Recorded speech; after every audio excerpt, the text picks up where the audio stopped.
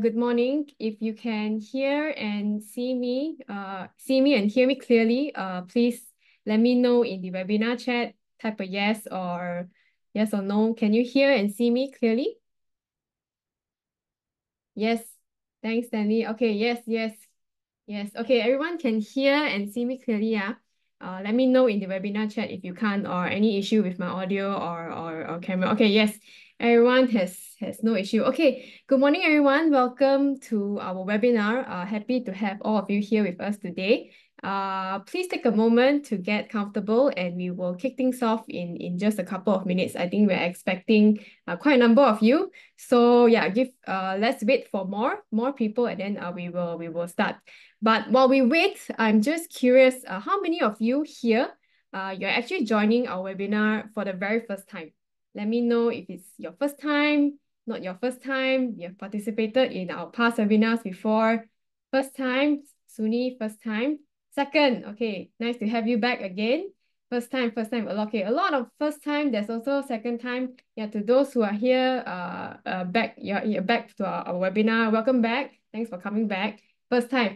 Okay, and then I'm curious also, like, how did you all find out about our webinar and join each one? Yeah, thanks, Renew. So yeah, for those of you here, first time through Instagram, through Facebook, social media, I guess, LinkedIn, Facebook. Okay, nice to email. Okay, nice to have all of you here today. I think we will get started. So, okay. Let me introduce myself and our speakers, two very wonderful speakers to you for today. So my name is Hian and I'm from Halogen Capital and I'll be your host for this webinar. And today, together with me, I have two very wonderful speakers. So let me introduce them. So first speaker for today, we have Colin. He's our head of trading at Halogen Capital. A little bit about him, he was previously the head of Forex trading at OCBC Bank.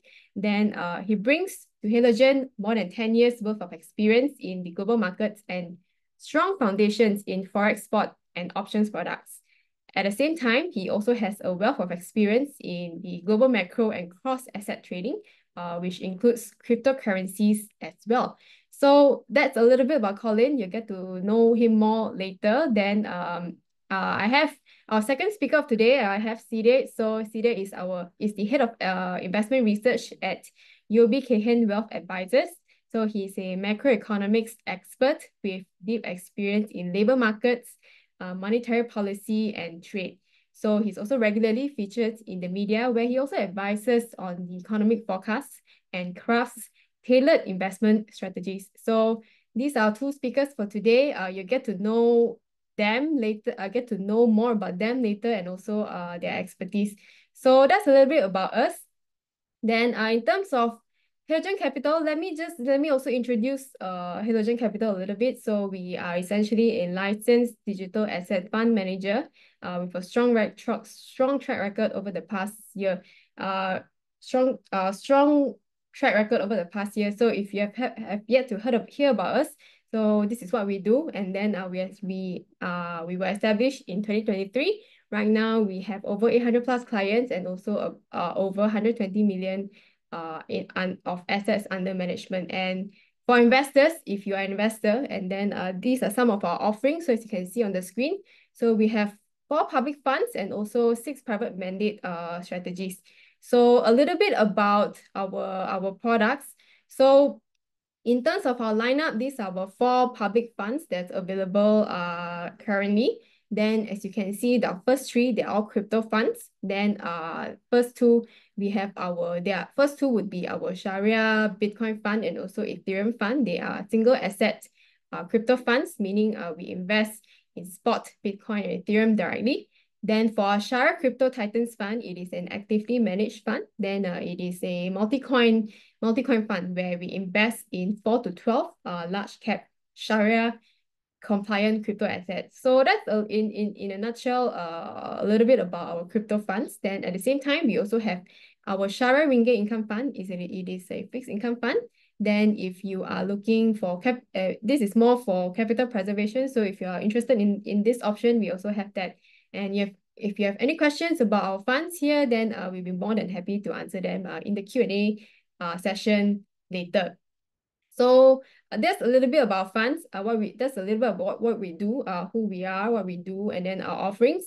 Then for our webinar attendees today, I see that about 100 plus of you already. Then we actually have a very special reward for all our attendees here today. So which I will review at the end of the webinar. So do stay tuned for that.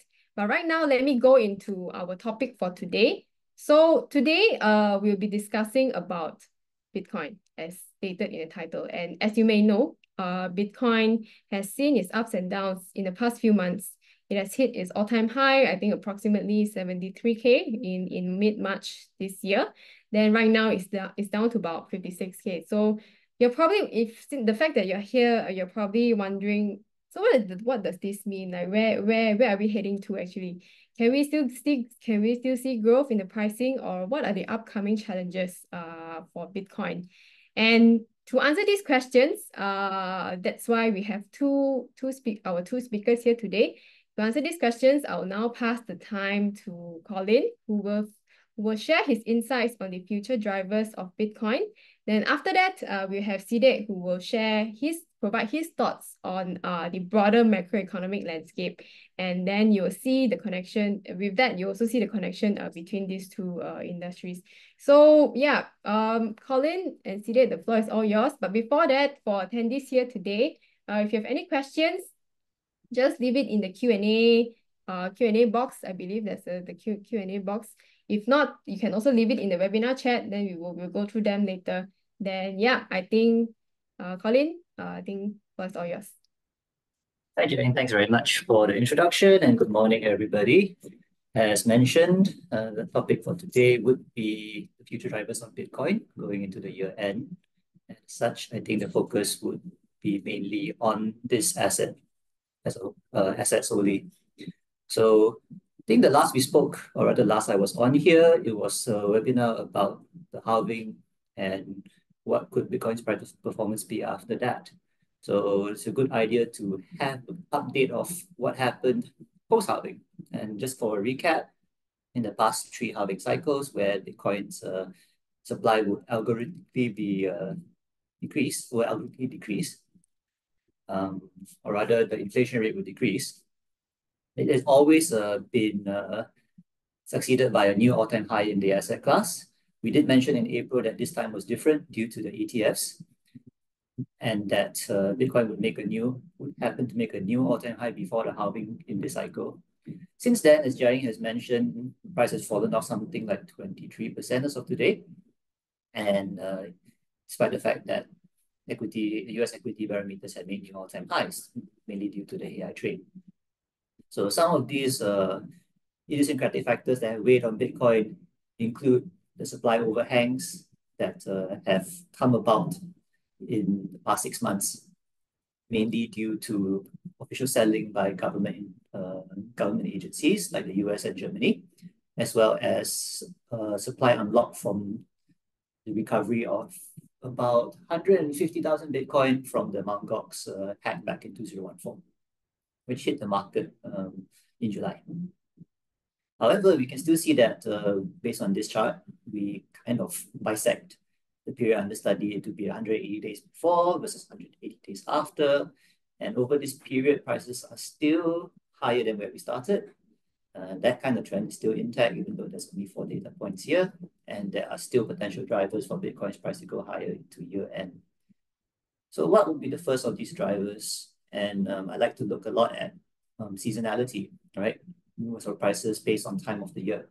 You can see here that unfortunately September generally tends to be a poor month for risk assets and a strong one for the US dollar across all assets. And we're off to a rocky start today, as you can see. S&P 500 gave up 2% overnight. Bitcoin is down about 4% on the month. So that's a very typical September, and generally is associated with volatility and positioning for the year ahead. However, most of the time, Q4, especially in an up year for risk assets, tends to see some further momentum. And part of this is due to performance chasing, as passive fund managers and even some active managers tend to try and chase performance by buying risk assets to beat their performance benchmarks into year end. So that's one potential driver into as we hit December. And of course, this year is an election year. Before we go into that, another driver that has been front and center of Bitcoin this year has been ETF flows. One more, please. So the Bitcoin ETF launched in 10 January this year, and has generally been associated with uptick in performance, or rather in Bitcoin's price. And we can see that flows over the year have kind of been correlated with price pickups in Bitcoin. The cumulative ETF flow has generally been on the uptrend, right? But correlation has been a bit selective, owing to the fact that generally people, ETF buyers are dip buyers. So flows increase when prices go lower, and then there will be a short price drift up after that. And that's when the correlation starts to return again. So in theory, you want to look for times where correlations and flows are slightly dipping and see whether the net flows on the day are positive to determine whether flow buyers are still coming in. And in general, supply from ETS has been large, more so than any form of mining supply hitting the market. And of course, on the other hand, though, it is quite undisputable that having Bitcoin introduced to traditional finance players means that, on the whole, the correlation between Bitcoin and traditional assets has risen. And if you could look at this 3-year chart where we plot a 3-month rolling correlation of Bitcoin versus traditional assets like the S&P 500 and the Nasdaq 100. In this chart, we see that correlation peaked in 2021, where it was the everything bubble, and subsequently declined in the year 2023 as there was idiosyncratic outperformance given the hype from the ETF. But since the start of 2024, you can see that correlation has steadily been on the rise, punctuated by a brief dip in July, August due to the supply overhangs that we talked about. However, if you recall August 5th, where we had a huge, what they call the huge positioning unwind, the VAR shock, the Black Monday 2024 event, where everything sold out, right? And Bitcoin hit a low just under 50,000 on the day before bouncing back to 60,000. You can see that correlations rapidly increased again. And as a result, it's pretty clear that investors should be paying close attention to the macroeconomic cycle as a whole in order to gauge where Bitcoin goes after this, which is why it's great to have CDEC on board here, who will go through all of this later on.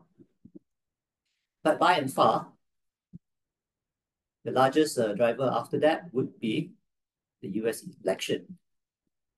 Oops, my bad. So for the first time in a very long time, crypto is actually a political issue in the US. And why is that? Technically, it's been shown that 40% of Americans now own at least a little bit of crypto. We know that crypto is a popular asset and I guess pastime among the youth. And also, a lot of crypto holders tend to be anti-establishment people who stay outside the usual polls to gauge odds of victory versus for a presidential candidate, right? So this is a very large hidden vote bank. Of the two parties, the Republicans and the Democrats in the US, the Republicans are by far seen as the friendlier party to crypto, as you can see from the headlines on the right. So we have an official Republican platform that includes crypto. We have official announcement by Republican lawmakers to include Bitcoin as a strategic reserve asset. Not listed here would be what has happened under the Biden administration and even Obama administrations, which has been associated with a very unfriendly regulatory environment to crypto. Even though candidate Kamala Harris has now come out to be trying to be a bit more crypto friendly, there's still very much less outright clarity from her about her stance on crypto. And finally, it's been rumored that our favorite SEC chairman, Gary Gensler, is a candidate for Treasury Secretary under the Democratic regime. And I don't think anybody would want that, given his handling of crypto-related regulatory scrutiny in the past.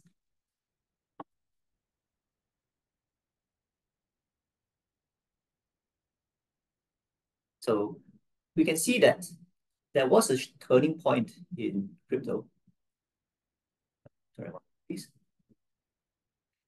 There was a turning point in crypto, the crypto affiliation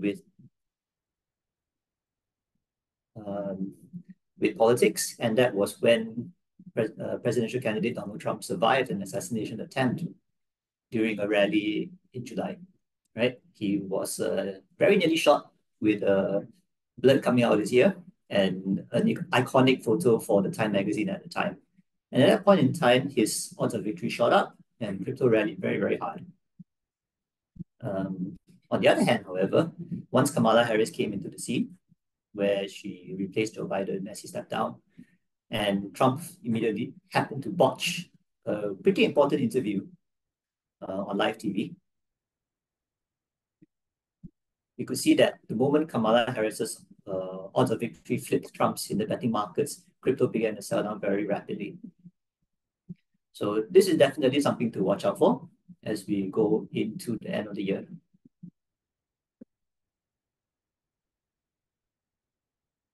So one of the key things that would impact crypto performance, depending on who the victor is the prospect of a strategic reserve.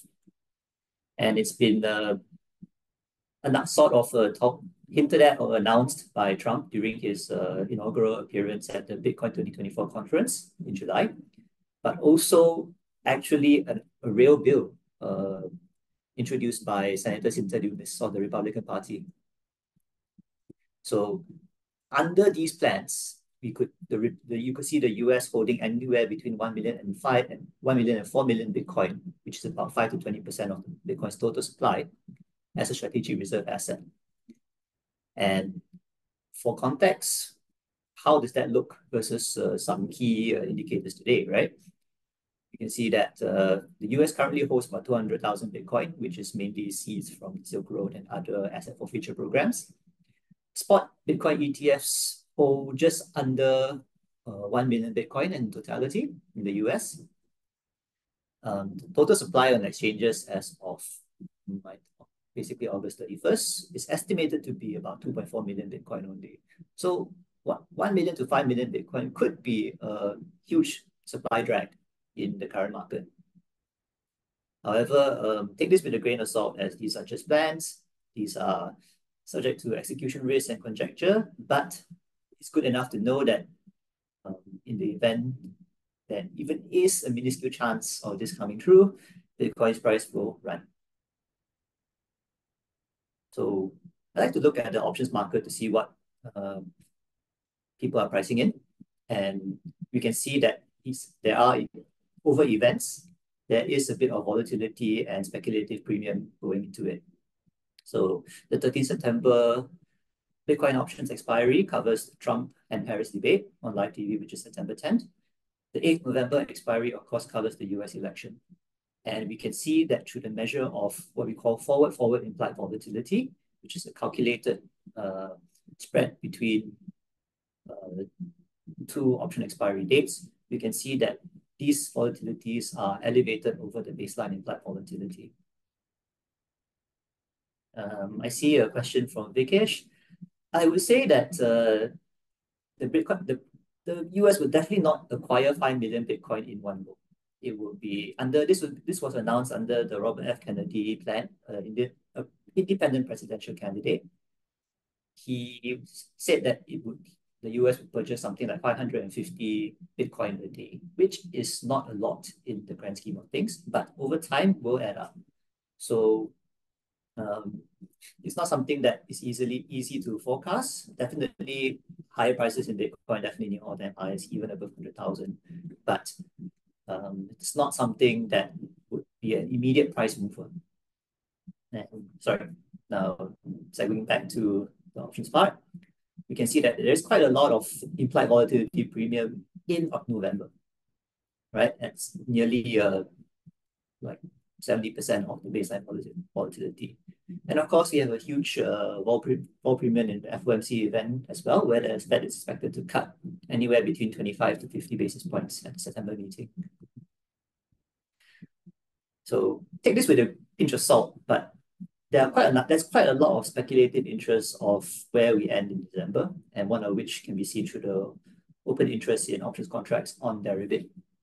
We can see that by and far, a lot of people bet that Bitcoin will be near or above 100,000 US dollars in December. And for the most part, calls in Bitcoin far outweigh puts, generally meaning the general trader on derivative is usually bullish, right?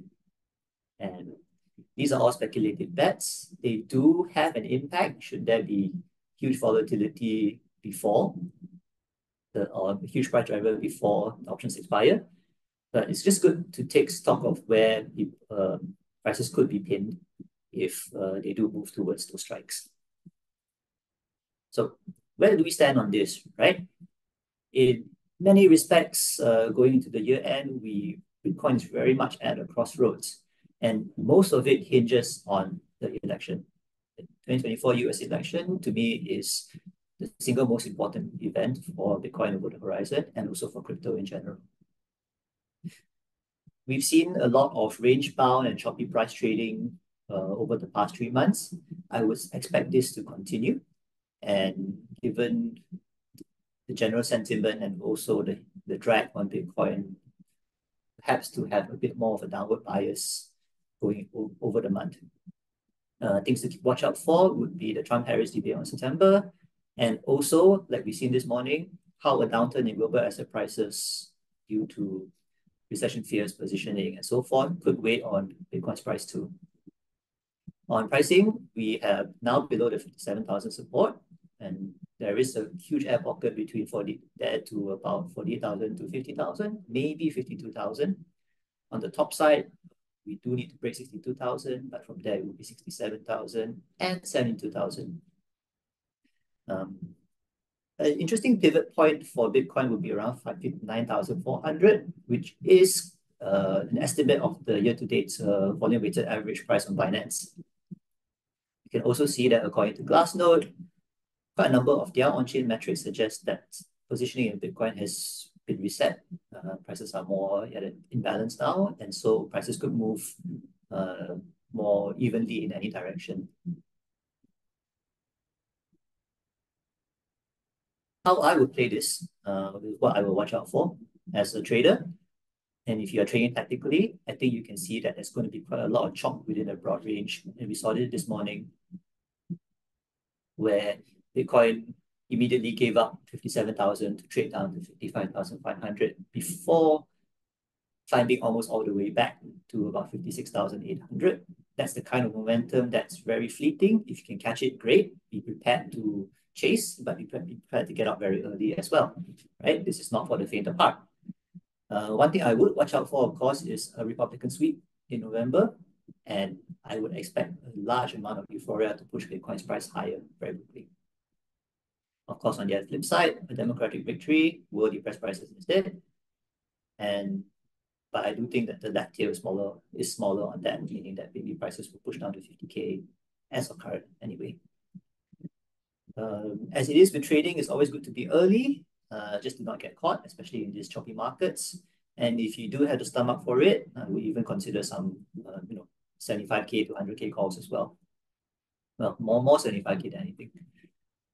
If you are a long-term investor, on the other hand, I think you can see that from this morning, dips are forthcoming. It might be good to be patient. Try to scale in anywhere between 48,000 to 52,000.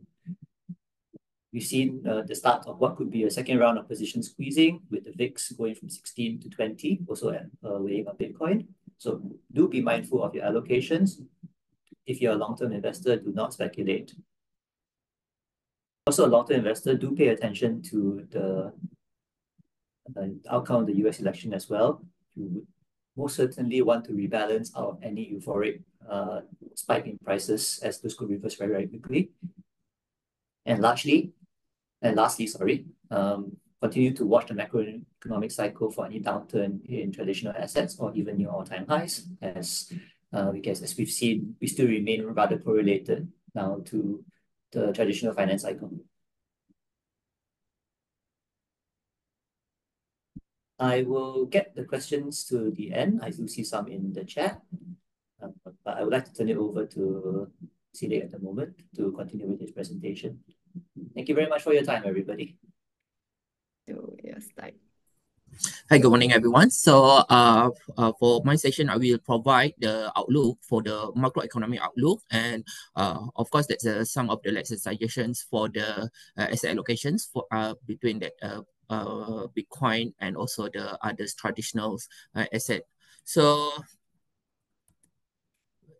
Yeah. So, first part, I will talk about the insight and trends, and basically that's what we look for the past. I can say that's 8 months, and what we can expect from the based on the 8 months data, and also that's the previous data. What we can expect for the trends for the outlook for the next 6 to 12 months. So basically, that's when we talk about the macroeconomics, and I can say that's what I would like to share with you guys is more on the how we see the market, the economic conditions for the past 1 year, and what we can expect for the next 6 months. So basically, first, we look on the the business conditions, and if you guys see at the chart here, the table here, the heat map, we see that the manufacturing index, it seems to be very stable, even though that's Malaysia in at the below 50, but we see that the difference is very minimum, and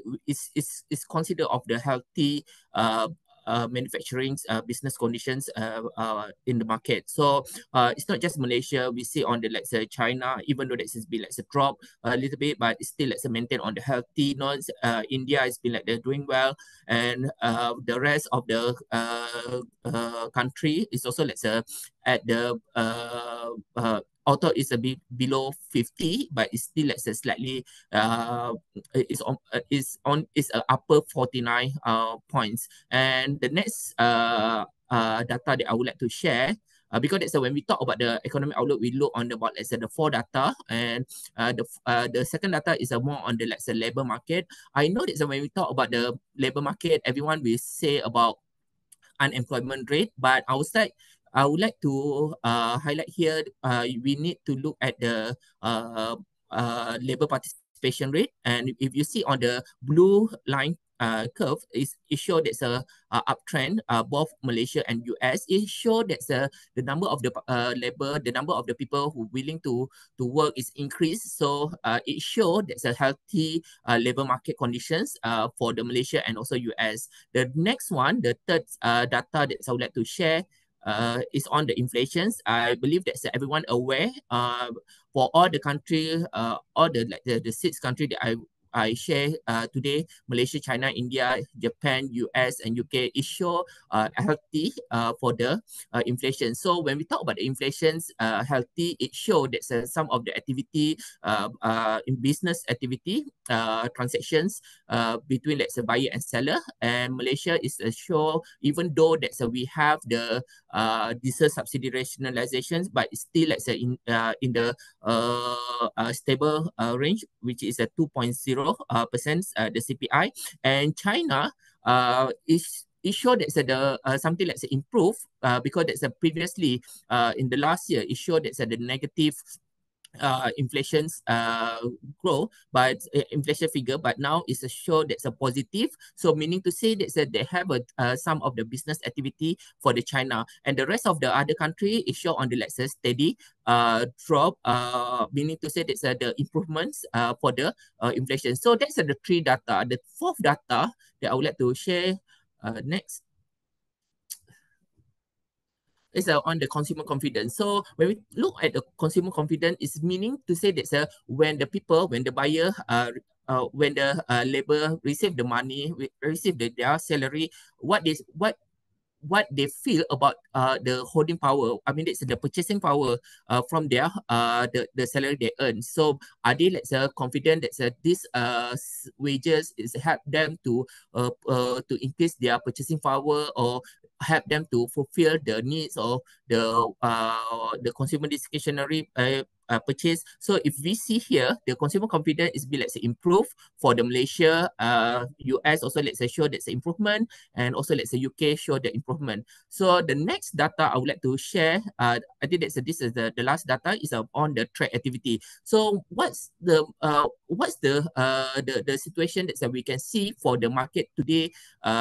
It seems like the activity, the trading activity, especially on the manufacturing. So that's why I'm looking. I'm share the Baltic Dry Index here. It shows the uptrend. So meaning to say that it's healthy in terms of the raw materials and also the industry products. So meaning to say that the cargo shipping is be, let's say, increased, and we also see the what we call it, the commodity price, especially on the Brent crude oil and also natural gas. It's been, like, in the uptrend, but it's not as high compare last. I can say that's the last 6 to 9 months. So if let's say that I conclude everything, all the 5 data. So if you can see on the next slide.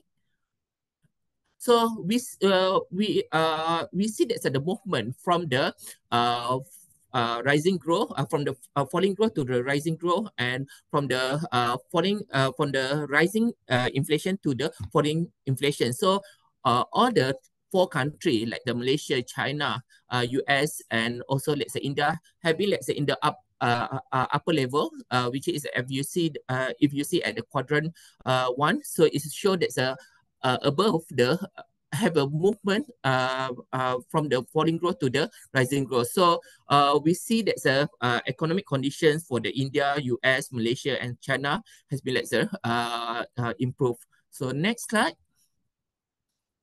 So this is some of the forecasts, and instead of we look these forecasts as numbers, we need to look at the trend. And this is all the forecast for the 2024, and where that's we see the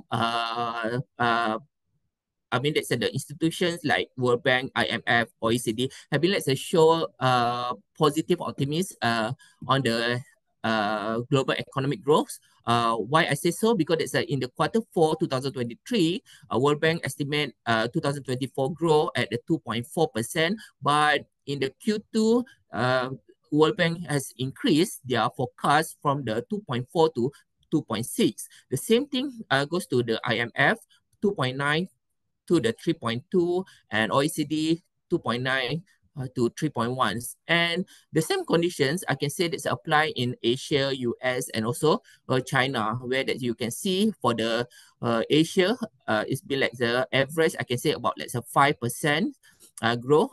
This is the average between, let's say, World Bank, IMF, and ADB. And for the US, it's been, let's say, show the strong growth from the Q1 to Q2. The both I can say this are all the institution, World Bank, IMF, and OECD have improved their forecast. And for the China, even though that we see that the China have, let's say, try to achieve the 5% target growth, but I can say among all the institution, they find that's a bit like a tough for the China to achieve a 5%, but we see the uptrend in terms of the forecast, the China forecast from 4.5 to 4.8 and 4.7 to 4.9. So what we can get from all this figure from this table is to show the uptrend of the I can say that's the global economy.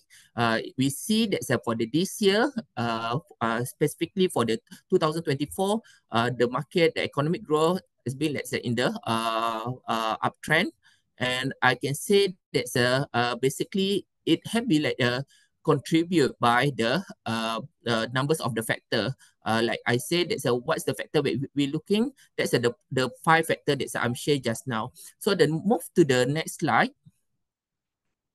And when we talk about the, let's say, the GDP for the Malaysia market, and we see the Malaysia GDP, we target to be, let's say, above 5%, and I can say that's ours house view will forecast it at a 5.3, and in term, this is for the full year 2024, and this is the latest data that we submit to Bloomberg on 29th of August 2024. And if let's say we move to the quarterly GDP forecast on the next slide.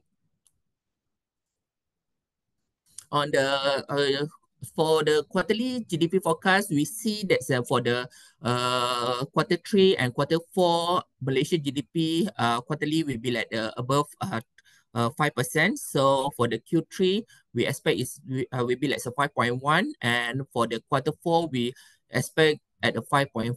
But I can say that this figure will be like will be changed from time to time. Once the latest GDP numbers, the actual GDP numbers are released by the DOSM and also Bank Negara. So next slide.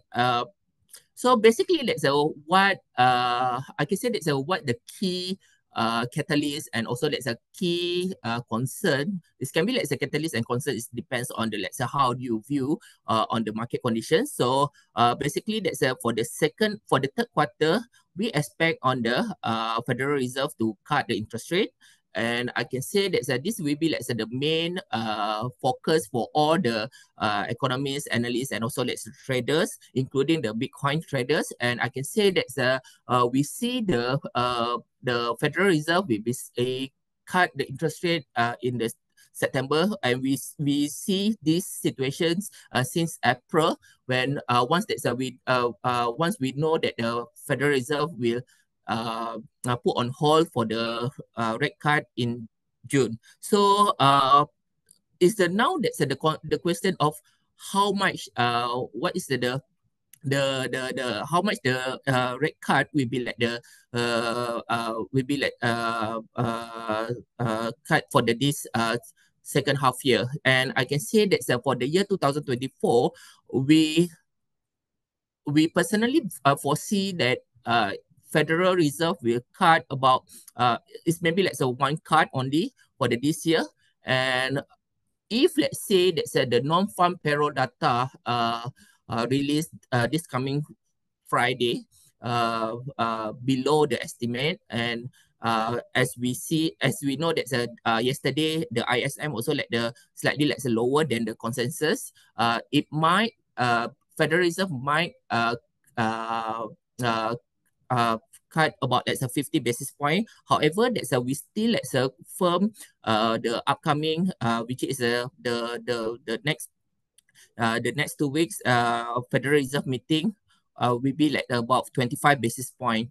And why we see why we mention this, because if let's say the Fed cut more than 50 basis point, it may increase the inflations. We need to know that the Federal Reserve is not going to simply cut the interest rate just because to favor on the investor or trader.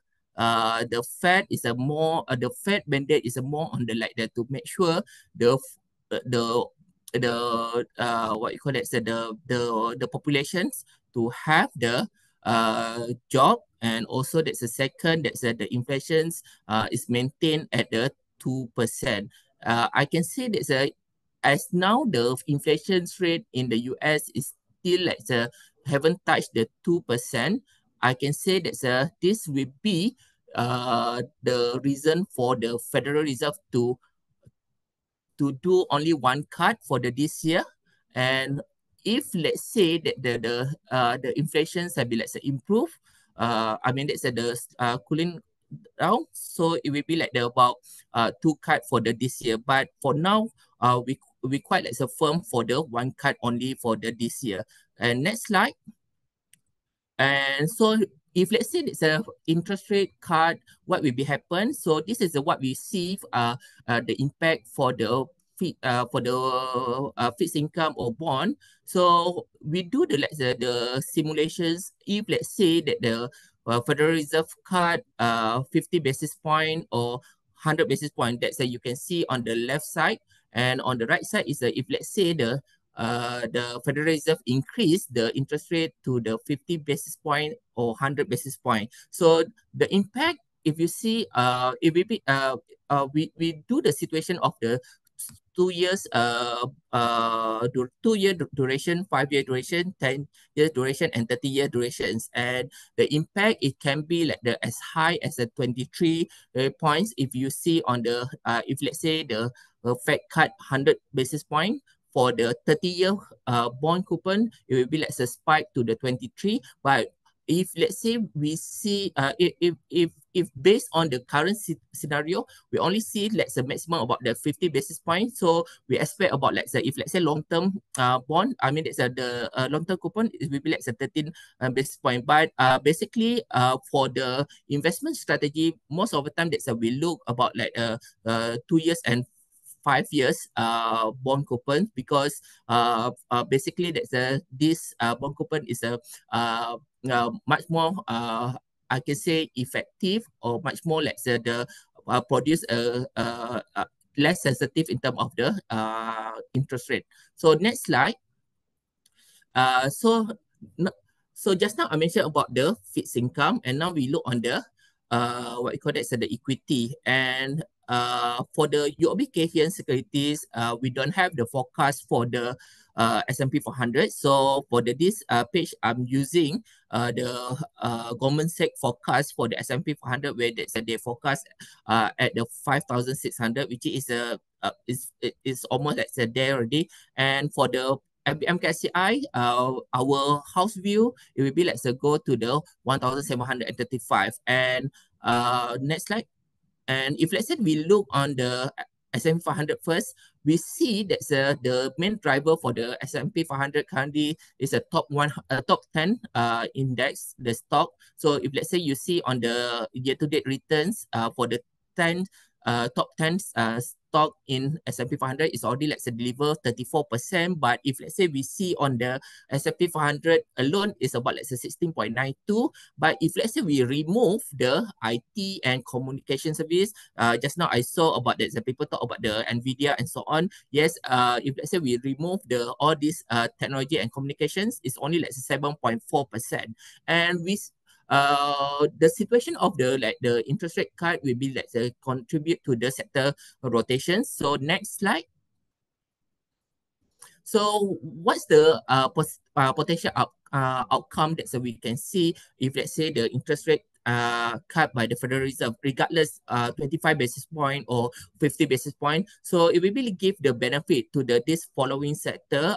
We're looking about like 7 sector here: consumer discretionary, tech and IT, utility, real estate, consumer staple, and also let's say materials. So next slide.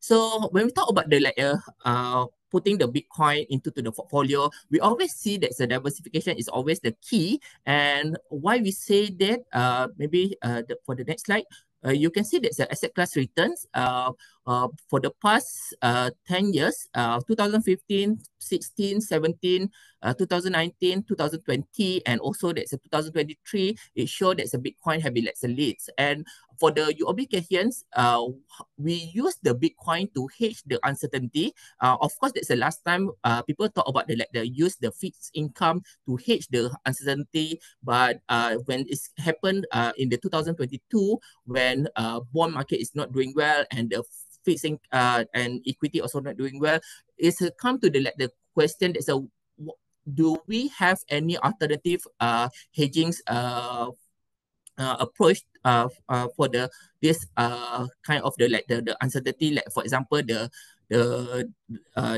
rise of the USD or interest rate have been let's say keep change. So we look at the Bitcoin as an alternative asset to hedge the uncertainty in the portfolio. So next slide. So first is we look at the correlations between like the Bitcoin with the other sector or others index. So I'm just purposely let's put the S&P 500. So that's the ticker SPX. And if let's say we look at the S&P exclude the technology, that's the SPX XTT, and I put the Nvidia and I put the FBMKLCI. For the UOB Kay Hian, we look at the three area of the alternative asset as a what we call it as a hedging uncertainty. First is the gold, and second is the Bitcoin, and third is energy. So if you see here, the Bitcoin have been like a very strong I mean that's the hedge for the correlation. So you can see that's the Bitcoin in terms of the Bitcoin that you can refer is the SBT USD. That's some of the like the generic Bitcoin that we use. And if let's say you have the FBMKLCI stock, you can use the Bitcoin to balance your portfolio. It's only like the 0.052. That's the very like I can say that's a uh, the strength the correlation is very like so weak, and then that the between like the Bitcoin and also that's a gold, also like the very weak correlations. So we see that by adding the Bitcoin in the traditional portfolio is something like a universal instrument, and I can say that it's provide. Yes, we all know that if let's say you take the Bitcoin, it will be like increase your risk of the portfolio risk, but when we look at the risk return, is still like above 0.5. So next slide. Okay, it's actually there's I forgot to add in another one slide. So basically, let's say for the Bitcoin, we see in terms of the UOB here, all the our uh what we call it, so the managed portfolio, we have the exposure at least 1% in the Bitcoin, and so far it's been like have in terms of the like the past 3 months volatility is help to the soft the impact of the market volatility. So back to you. Okay. Uh, Okay, thank you so much, Colin and Side, for the sharing earlier. So everyone here, just to recap, I think a few key takeaways. So for the crypto side, the 2024, I think the US election is a very important event for us to keep an eye on, and also at the same time to also monitor the macroeconomic side as well. And for those of you who are still here, if let's say you are intrigued and you're ready to get started with us at Halogen Capital, let me just share with you like a special offer that we have just for our webinar attendees today. So if you're ready to get started with us, we have a very special offer. So if you recall, I did share a little bit about our funds in the very earlier portion of the webinar. So if you invest in any of our crypto funds, as mentioned here, Bitcoin, Ethereum, or Crypto Titans fund by the 6th of September, which is like this Friday, you actually receive a 20 ringgit worth of BTC units through our Halogen Sharia Bitcoin fund. So very simple. All you have to do is scan this QR code right here. You will need to use this specific link. Then you can sign up for an account and get started in investing in any of our crypto funds as mentioned here by the 6th of September. So this is a little bit about what we want to offer to all of you here today. Then right now, I think we will move on to the Q&A session. I think there are a few, I think in which probably Colin has already answered some, but let me go through the ones in the Q&A box first. So for our attendees today, if you have any questions, do leave it in the Q&A box, and then we will be answering them. So, but let me just go through some of the questions that have been answered just for everyone's information. So, Reeves did ask, okay, for our spot Ethereum fund, do we have staking rewards for that? So, our answer is yes. We do have our Halogen Sharia Ethereum fund actually stakes a portion of our Ethereum holdings, and our investors would receive staking rewards. Then that's a little bit about Ethereum fund. Then for a question by Blake, so what are the underlying assets of our Crypto Titans fund? So essentially, we invest in large cap crypto assets for our Titans fund, and the coins are mentioned by Colin. So your Bitcoin, Ethereum, XRP, Solana, Matic, AVAX, and Link. So these are some of the underlying assets for our Crypto Titans fund. Then I think right now we have a question by Carl. Maybe I can open this to both of you, Side and Colin. So based on the historical data, each cycle is longer than the previous cycle. how likely is it that this cycle will be longer than the previous cycle? So, Okay, I can answer based on the market and also that's a traditional asset. So basically, let's for the current cycles, even though that's we don't have the what you call that the forecast for the S&P 500, we don't have the the target for the S&P 500, but basically that's we see the S&P 500 is currently let's say trade highly is because of the technology, and I can say that once the interest rate cut next 2 weeks, and then it will be continue cut for the next year, and it will be give the benefit to the other sector, and you will see that the sector rotations, and which is I can say there are six sector just now that I'm sure. So this is six sector will be push the S&P 500 to be go up, and also for the interest rate being cut in the US, it give the benefit for the emerging market, and I can say that for the in fact that's for the today's trade sessions this morning when I mentioned to the news reporter, people have been asking me what is the impact of the ISM have been below the forecast estimate, and I can say that it will be make the benefit for the emerging market. Yes, and now it's really we can see the FBMKLCI be uptrend, and I can say that by end of this year, yes, 1735, this is our target. It will be positive. And when you say about you say about the previous for the current cycle, I can say it will be continue, because it's a market have been looking forward for the rate cuts, and I can say that in terms of the economics, I don't see that the US will go through the recessions. I don't. I'm quite optimist that the US able to avoid from the recessions, and also at the same time, as the manufacturing and also the services sector in the emerging market is still still steady, and even though we look at the China is been the some people say is not investable for this year. I can say that from the economic data, it show is a bit grow I mean improving, but it's slightly slower than the expected.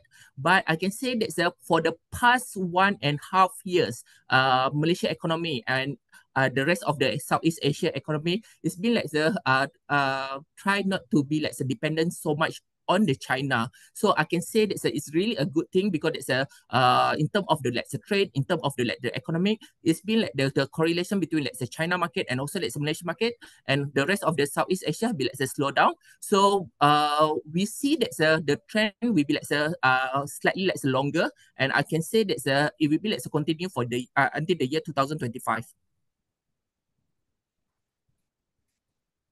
okay. Anything to add, Colin, or is okay? I think I will refrain from adding. I think we've got a lot of questions to go through. Okay, can. So, okay, next question. Do we need to have a wallet to invest in this fund? No, you don't have to. You just need to sign up for an account. Our Halogen wallet account. The QR code is on the screen. Then sign up for account. It takes less than 5 minutes. Then you can start investing already.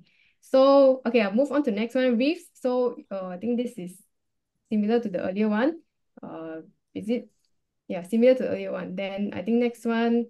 By Badaru. So what is our panel view on the adoption of crypto technology in the financial mainstream industry? So anything to add for both of you? I can take this one. On your camera. All right, sure. Yes, not faceless. All right. Yes, I'll take this one. I would say that financial mainstream industry will adopt this in two ways. Mainly the first being tokenized real world assets, which is narrative in crypto as a whole. And we see this already with BlackRock's Bitcoin fund, and in many respects, some of what the Halogen is doing as well. So that would be the first main use case for finance. I think the second, of course, would be CBDCs, and this extends also to what is known as tri-party settlement where you have a custodian in the works as well to ensure that settlement risk is eliminated. So there are definitely use cases for this. And to me, tokenization is probably the next wave of like innovation in crypto and also how we get more adoption. But that's coming from a fund manager where tokenization of funds is a very natural thing to do. So I hope that answers the question. Okay, next one. A little bit on the pricing. So how high can Bitcoin, Ethereum, and XRP go, and when? If I knew that, I wouldn't be sitting here. But my estimate would be a lot of it again hinges on the election. So that would be your first indicator. You can see that there's a lot of interest in, assuming that it goes well for crypto, you can see that there's a lot of interest in Bitcoin at 100,000. So that would be the first port of call. And given the amount of interest there, I think, and also what we call round number bias, you could probably expect prices to stay sticky there for a while. Ethereum, I think, unfortunately, due to certain technical issues, including Denkun upgrade, having the unfortunate side effect of fragmenting liquidity in Ethereum even further, we might not see a very much higher Ethereum price from here. As for Ripple, I would say that even the lack of interest from most of the community, despite some of the innovations, it's going to take quite a bit more for Ripple to do before we can start seeing prices similar to what we saw in 2017, which was kind of a crazy market cap anyway. But overall, I do not really have very high hopes for Ripple. $1 would be the immediate best case. Other than that, I do not think we will see something very soon unless it is a broad movement in crypto market cap higher as a whole. Okay, I think we have another one on how Malaysia still does not have a black and white on how to cash out your crypto. I would like to know if you want to cash out your crypto, how can you do so? Using P2P or any large exchange that offers OTC to ringgit? So I guess I'll take this one as well. And this was covered in a webinar previously about the tax implications for selling your crypto. Again, if you are not a trader, you don't have to worry so much. But in general, the most important is that you do need to have some form of trail on how you purchase the crypto, whether that's through a licensed exchange or not. And in our case, Halogen allows you to sort of invest in crypto without having to deal with all of this because it's purely wrapped in a fund.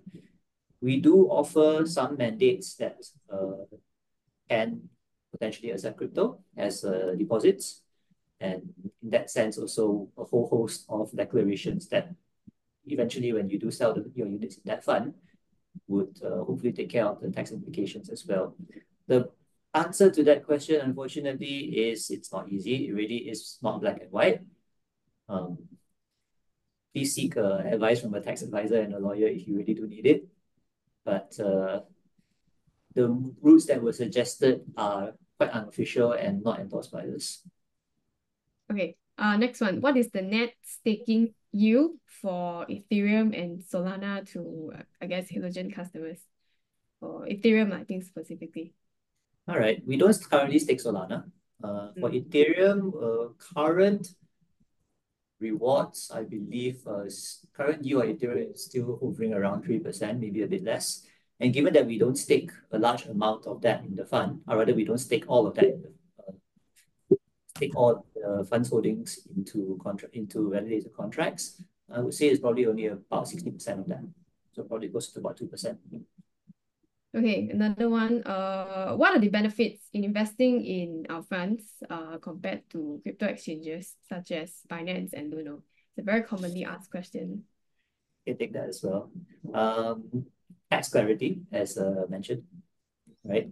It's very clear that you are buying and selling like a capital asset in Malaysia, a local asset, not subject to foreign income tax, no questions about where you got your funds from. So, and of course, this would be security. with, especially if you're a long-term investor and you worry about holding your coins on an exchange, or you don't want to be bothered with the complexity of managing multiple wallets and private keys, then this is one such advantage as well. Okay, I Uh, think I have and another. sorry. Yeah, Please. I was going to say that Binance and Luno are more suited for short-term traders. They serve that need, and if that is what you, if that's the need that you need to serve, then those are better places for it.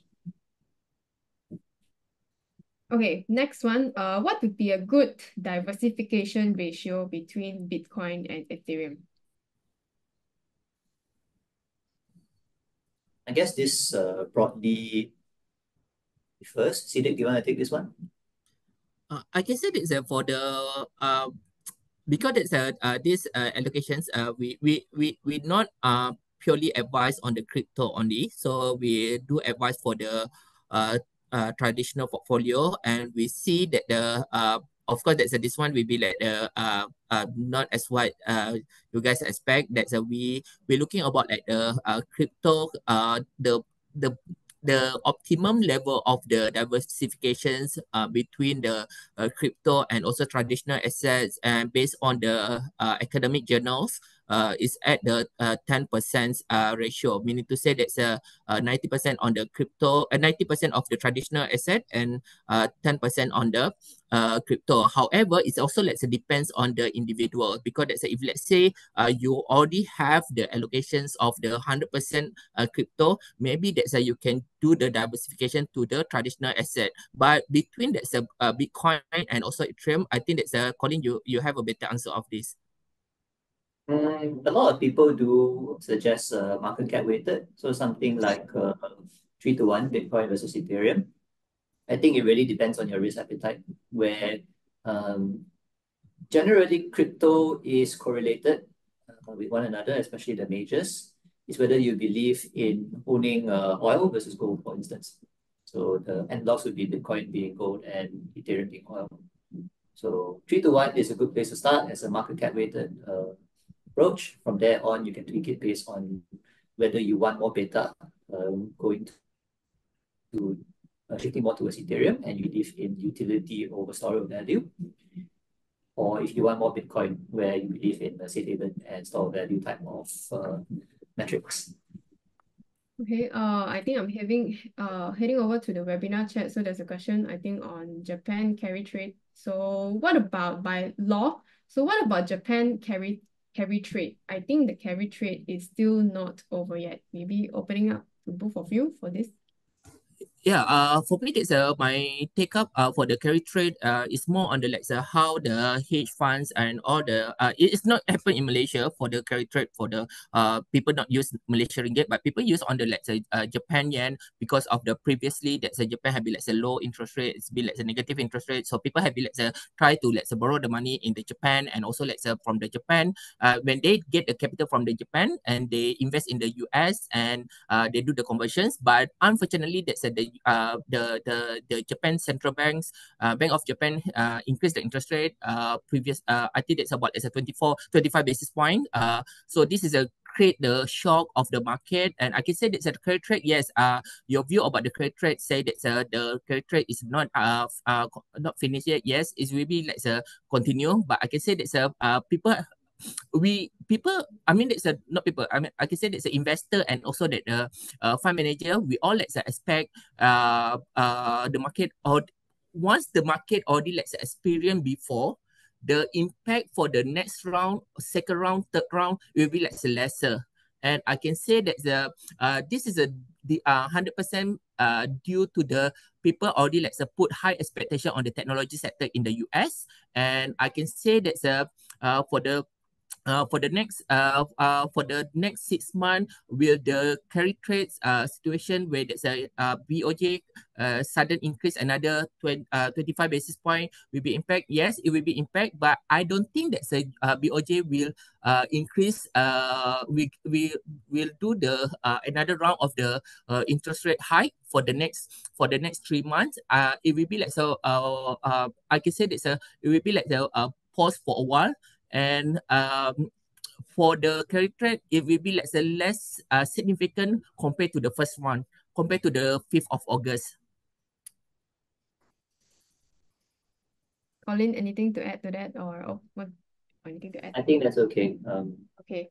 Yes, no, as well. Okay, by City Rohana, you mentioned earlier that the interest rate cut will be announced this Friday. Will it have a positive impact to the market as a whole for shares and crypto? Actually, this is not the this Friday.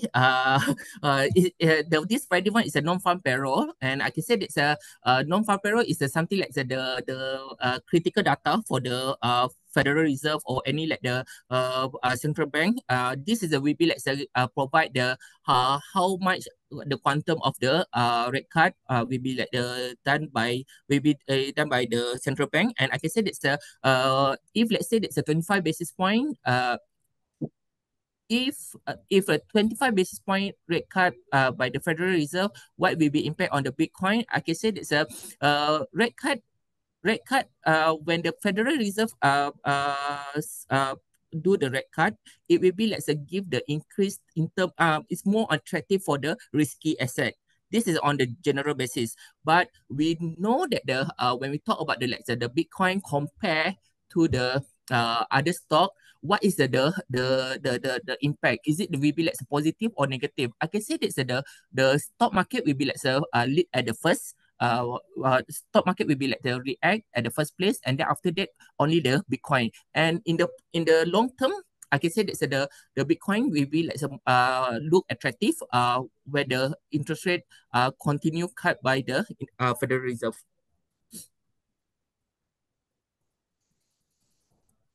Colin, want to add anything? Oh, okay. So good. Okay. Then by Dennis, what's the risk for Bitcoin? Like, will our fund be lost totally? Maybe this is when Colin wants to pick this up. Yeah, I was actually just typing a response to that. Okay. That's fine. I can just localize it. We use third-party licensed trustees here and institutional grade crypto custody solutions with insurance on our assets under custody with them. So while there is a very minuscule chance of that happening, it's definitely much better than holding coins yourself and getting hacked or losing your coins on an exchange. So that's the straight answer. Okay, I think I'll just wrap up by, I think there probably two more questions. So by Henry, are Halogen's crypto reserve addresses public for transparency? If not, which firm audits Halogen's books? That's a good question. We never had a policy, or rather, we've never made a formal decision on this. But I would say that, excuse me, I would say that the addresses are public to our trustee, who can inquire, and unit holders can inquire with the trustee if they do need transparency and so forth. Which firm audits Halogen's books? We have PwC, I believe, who audits our funds. Okay, last question. Are there any crypto lawyers, accountants, or advisors in Malaysia? I think probably Colin just mentioned one, so maybe you want to explain. PwC audits our crypto funds. They, I guess, they were pioneers in this area as well, as we had to work with them to get on board and get them up to speed with how crypto differs from traditional finance. That would probably be our first port of call, and we even did a webinar with them last time about tax implications for crypto in Malaysia. So that's probably your first port of call. Lawyers, I don't believe there are any official firms here who do crypto law, but that could change in the future. And if not, I think most large law firms could be engaged, especially their technology teams. Okay, I think those are all the questions and the time that we have for today. So for those who are still here, 100 plus of you, thank you so much for all your questions and for tuning into our webinar for this month. So yeah, I think you managed to learn a thing or two. If you have more questions for us, just reach us via our socials. And if you want to get started with us, you can either scan the QR code here, sign up for an account, or head to our website to also sign up for an account. Or if you want to go through Wealth Advisor, in which UOB Kay Hian is actually one of our distribution partners, you can also reach out to them to get further advice. So yeah, thank you so much everyone for joining today. Yeah, stay tuned for our next one, and we will see you soon. Thank you so much everyone, and have a good lunch. So bye Thank bye. you. We'll be sending the recording to everyone after this. So give us a few days and we will be sending the recording.